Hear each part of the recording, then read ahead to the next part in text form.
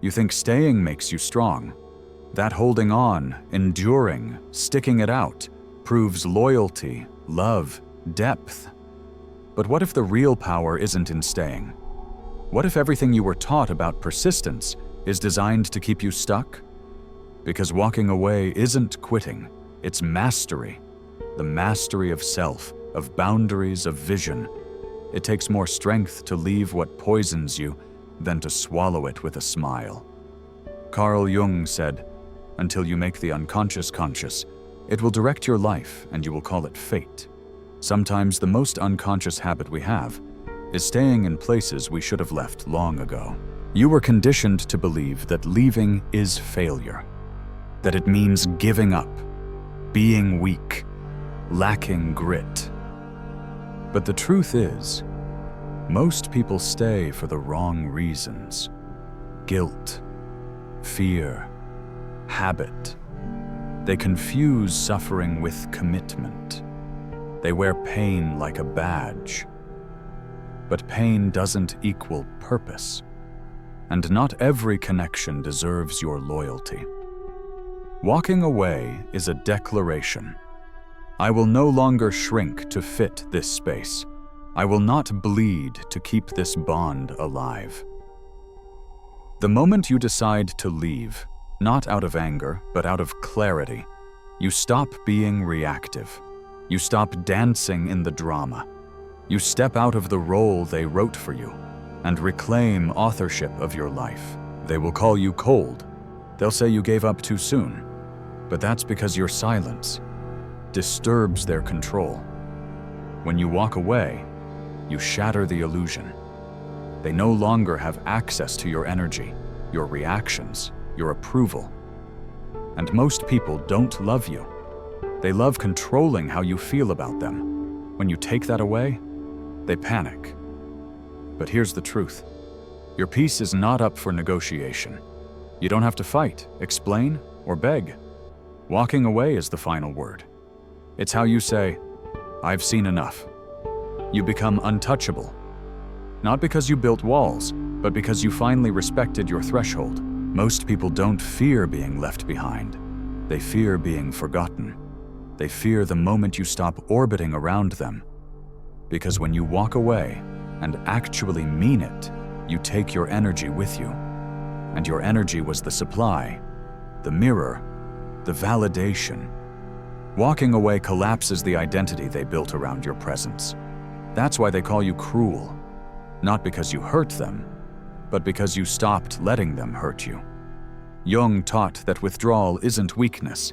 It's a return to center, a refusal to keep leaking your essence into relationships that only survive on your self-abandonment. You were taught that love means staying, no matter what, no matter how painful, how draining, how one-sided. But that's not love, that's self-erasure. True love doesn't demand you lose your dignity. It doesn't thrive in places where your voice has to disappear for peace to exist. Jung believed that every unexamined relationship contains a shadow, a hidden power dynamic. And when you walk away, you bring that shadow to light. You expose what the relationship really was. A transaction, not a connection. Power, built on your silence. Safety, built on your obedience.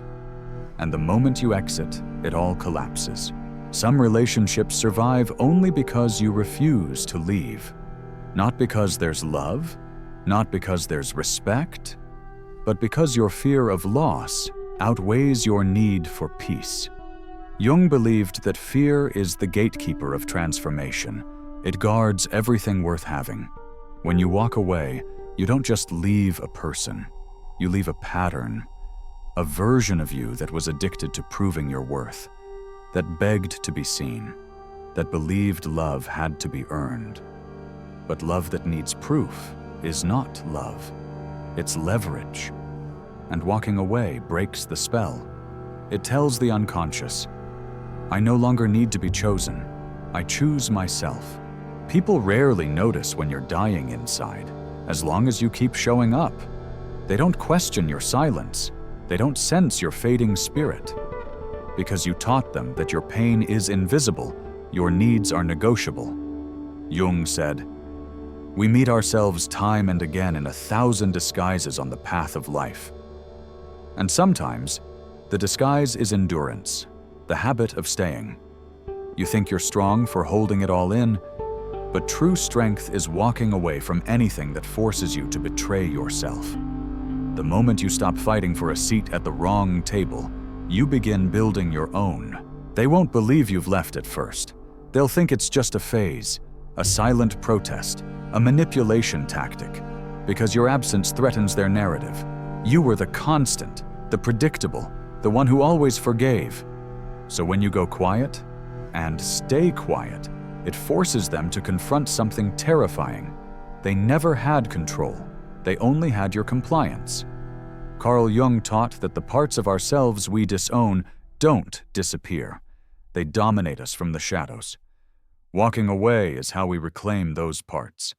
It's how we stop negotiating with ghosts. It's how we stop leaking energy into dead things and start living again. Walking away doesn't just end the relationship. It ends the illusion that they cared, the illusion that your suffering had meaning, that your love could change them.